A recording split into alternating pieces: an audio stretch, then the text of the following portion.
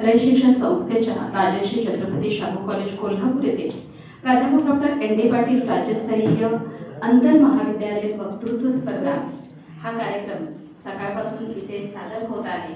या कार्यक्रमाच्या सांगता समारंभासाठी म्हणजे पारितोषिक वितरणासाठी आज इथे आपण उपस्थित आहोत। या सांगता समारंभाचे प्रमुख पाहुणे doctor G P Mali sir, कार्यक्रमाचे अध्यक्ष महाविद्यालयाचे प्राचार्य doctor D R Bhosale sir आणि सर्व सन्माननीय परीक्षक जे आज प्रमुख उपस्थिती म्हणून लाभलेले आहेत ते सर्व आणि आपण सर्व बंधू भगिनींनो,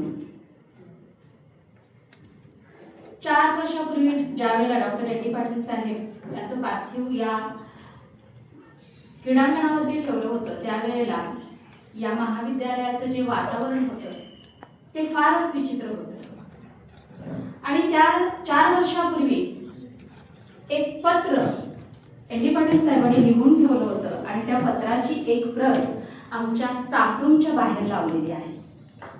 मी अपेक्षा करते की आपल्यापैकी प्रत्येक प्राध्यापकाने ती प्रत वाचलेली असेल आणि मी सगळ्या विद्यार्थ्यांनाही सांगते की आवर्जून एन डी पाटील साहेबांचं शेवटचं पत्र जे होतं त्याची ती प्रत नक्की वाचा। आणि जर कुणी वाचलं नसेल, बाहेरून आलेले हे प्राध्यापक असतील किंवा जे स्पर्धक असतील त्यांना मी सांगू इच्छिते की तुम्ही जर हे पत्र वाचलं नसेल तर आवर्जून एकदा ते पत्र वाचा। काय आहे त्या पत्रात? संपूर्ण पत्र मी सांगणार नाहीये, फक्त त्यातला महत्त्वाचा भाग मी तुम्हाला इथं सांगतेय की साहेबांनी कळकळीनं आम्हाला असं सांगितलंय की माझ्याबद्दल तुमच्या मनात प्रेम असेल तर मी ज्या विचाराने आयुष्य व्यतीत केले त्यातील काही विचार घेऊन तुम्ही 2 पावले चाला। ज्या वेळेला आम्हाला काहीतरी गरज होती, ज्या वेळेला आम्हाला आमची गरज भागवण्यासाठी आधार हवा होता त्यावेळेला आम्ही एन डी पाटील साहेबांच्याकडे जात होतो आणि त्यांना कळकळीने विनंती करत होतो। पण जाताना एन डी पाटील साहेबांनी आम्हाला कळकळीने विनंती केली आहे की त्यांचे विचार घेऊन 2 पावले चाला। खरं तर ही इथल्या प्रत्येक घटकाची जबाबदारी आहे आणि म्हणूनच आज ही आंतर महाविद्यालयीन वक्तृत्व स्पर्धा। 1.5 महिन्यापूर्वी माझ्या एका वर्गात मी एक प्रयोग केला होता साहेब।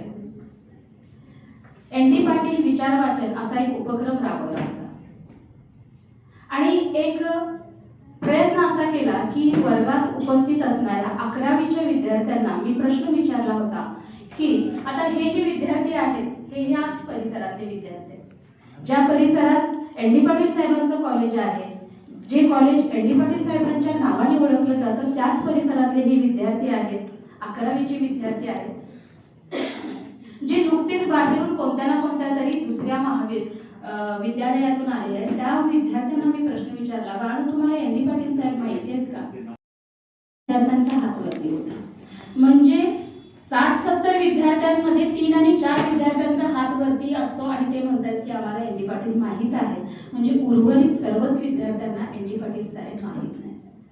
मग हे आमचं अपयश आहे।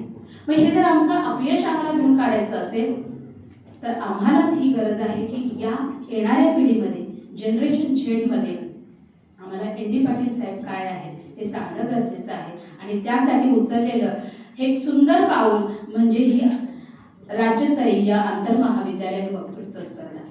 साहेबांनी जेव्हा हा विचार पहिल्यांदा स्टाफ रूम मध्ये मांडला, स्टाफ मध्ये मांडला, तेव्हा सगळ्या स्टाफनी हा विचार उचलून धरला आणि आज थोड्या फार का होईना प्रमाणात, खरं तर ही पहिलीच वेळ आहे, स्पर्धेचा हा पहिलाच अनुभव आहे आमचा आणि या स्पर्धेला खरं तर आम्ही अपेक्षा अशी केली होती की आम्ही प्रत्येक कॉलेजपर्यंत पोहोचलेलो आहोत, प्रत्येक शिक्षकांनी स्वतः जाऊन तिथे पॅम्पलेट दिलेले आहेत, आम्ही मीडियाचा वापर करून प्रत्येकांच्यापर्यंत पोहोचण्याचा प्रयत्न केलेला आहे। पण परीक्षेचा कालावधी असल्या कारणाने विद्यार्थ्यांना आम्हाला तितकासा प्रतिसाद जरी लाभला नसेल, भले आम्हाला 25-26 विद्यार्थ्यांचा जरी प्रतिसाद लाभला असेल तर त्या 25-26 विद्यार्थ्यांच्या घरापर्यंत एन डी पाटील साहेबांचा विचार पोहोचला हेच आमच्या जाईल, त्या ठिकाणी एन डी पाटील साहेबांचा विचार पोहोचेल आणि आमचं काम पूर्ण होईल आणि त्या कामाला आपण या स्पर्धेच्या माध्यमातून सुरुवात केलेली आहे। सकाळपासून सर्व स्पर्धकांनी तुम्ही खूप सुंदर प्रतिसाद दिलेला आहे, भाषण अतिशय उत्कृष्ट झालेले आहे। खरं तर मध्यंतरीचा 1.5 तास जो गेलेला आहे ना, ते तुम्ही टाकलेल्या या सगळ्या परीक्षकांच्या कोड्यांमध्ये गेलेला आहे. खरं तर तुमची स्पर्धा होती, पण खऱ्या अर्थाने स्पर्धा या परीक्षकांची होती, कारण हा 1.5 तास तुमच्यातला नंबर कोणाचा काढायचा यामध्ये गेलेला आहे. त्यामुळे तुम्हाला जरी असं वाटत असेल की वेळ वाया गेलाय, वेळ वाया नाही गेलेला आहे, तो खऱ्या अर्थाने सत्कारणी लागलेला आहे.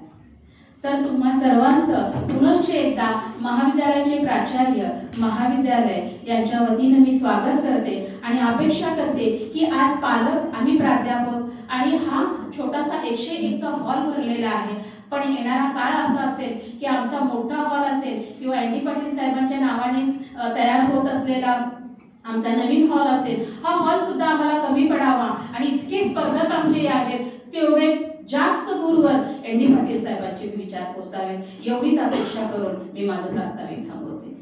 धन्यवाद. जय गणेश. धन्यवाद.